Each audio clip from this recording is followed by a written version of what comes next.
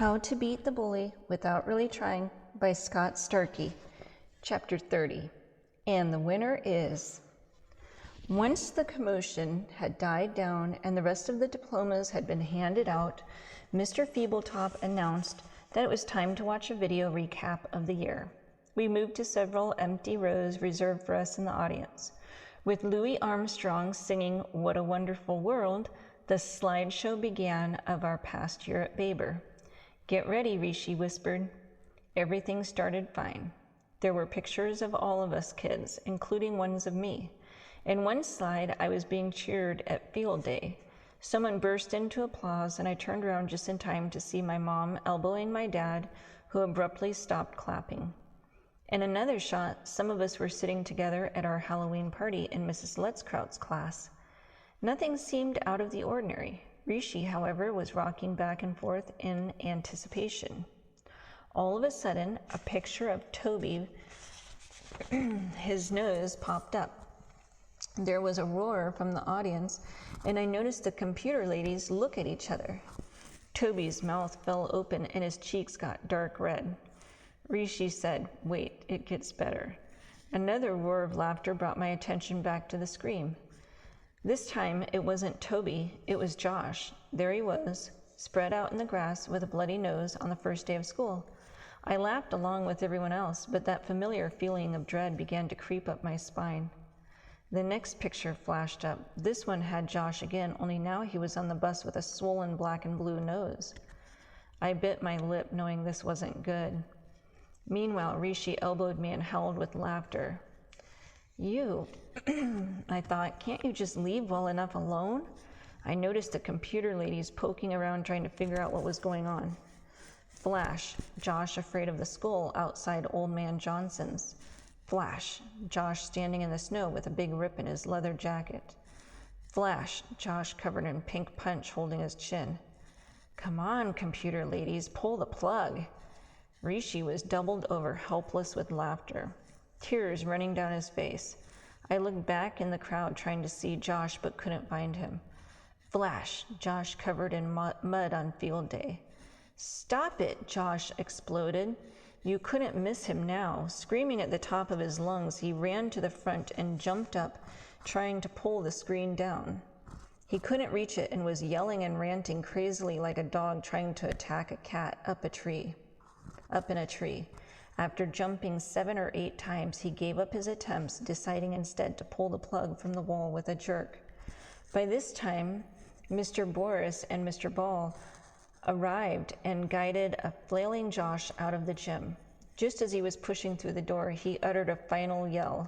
"You think this is funny, Rathbone? I'll get you for this." The threat echoed through the stunned crowd.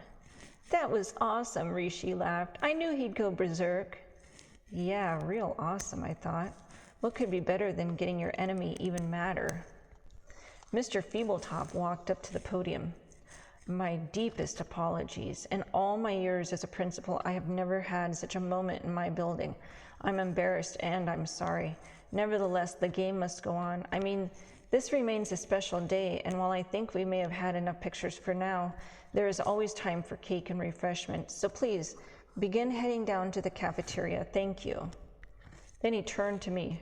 "Rodney, meet me in my office. I'll be there in just a minute." "All right, Mr. Feebletop," I answered, just as my parents, sister, and aunt reached me. I assured the family that everything was fine and headed down to the office, not knowing what to expect. I was sitting there looking up at Tom Seaver when Mr. Feebletop walked in. I was slightly nervous. If he thought I was behind that fiasco, it might be too big a problem for him to overlook. "What a morning, Rodney. Your friend Rishi stopped me in the hall and explained that you had nothing to do with the slides. Is he in trouble?" I asked. "Not too much. It's the last day of school, and besides, he was smart enough to leave me out of any embarrassing pictures.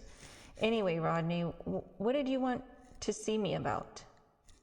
Before I could explain that he had asked to see me, a secretary interrupted. "Mr. and Mrs. Dombrowski are here with Josh." Mr. Feebletop put the ball down and motioned to send them in. Sandwiched between his mom and dad, Josh walked in, glaring at me and holding his chin. I wasn't too concerned since I'd soon be away from him for the summer. Mr. Feebletop launched right into it. Mr. and Mrs.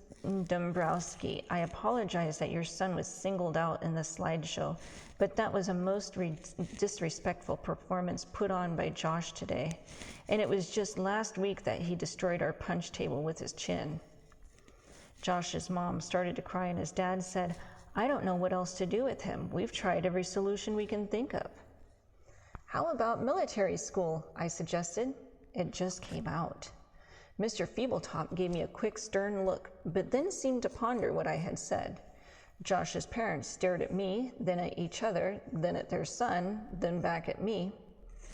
That is an excellent idea, Josh's dad finally exclaimed. What is your name again, son? Rodney. Mr. Feebletop explained proudly. You can see why we gave him extra attention at today's ceremony. He's always thinking. Anyway, I have some brochures here in my filing cabinet.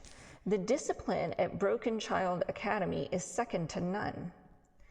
Discipline is exactly what my son needs, Josh's dad said. That sounds like the perfect school for him. Give me the number. We'll send him there as soon as he gets home from summer camp. The one Mrs. Lutzkraut recommended for him, Camp Why Me. Then, for the first time, Mr. Feebletop seemed to realize that I didn't belong there. Oh, Rodney, you don't have to stay. Go enjoy some cake. Okay, then, I answered, rising to leave. Well, glad I could help. And Josh, enjoy your new school. Send me a postcard.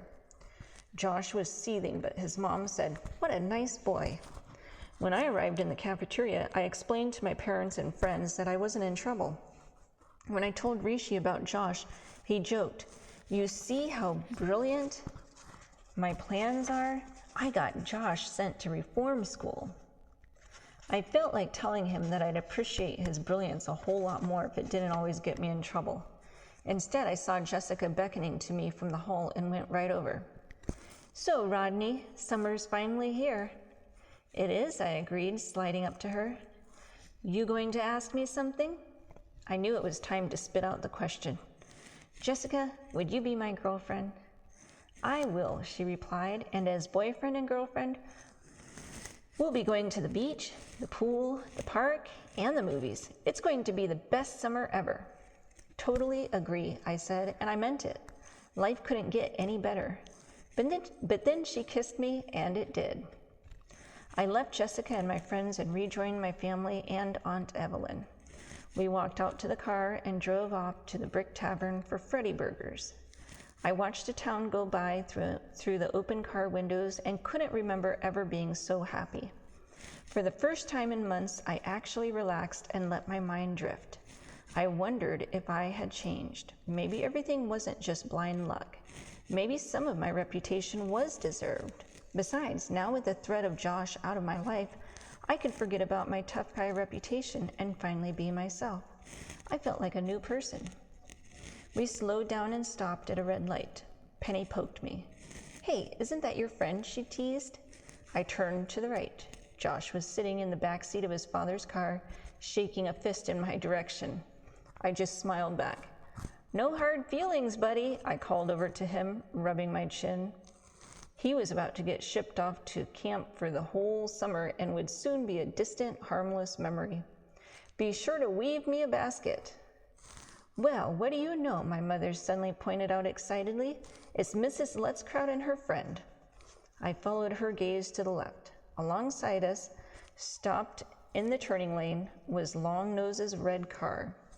Mrs. Lutzkraut poked her head out of the passenger window and gave us a little wave.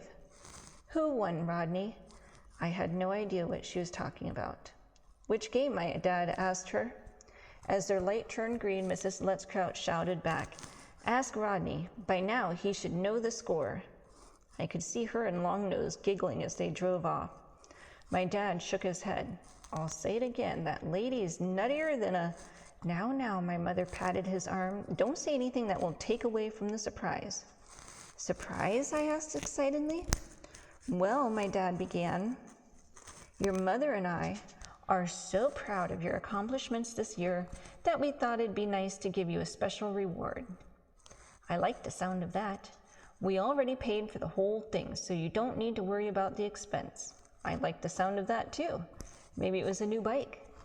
Yes, son, your mother and I have decided to send you to sleepaway camp for this summer.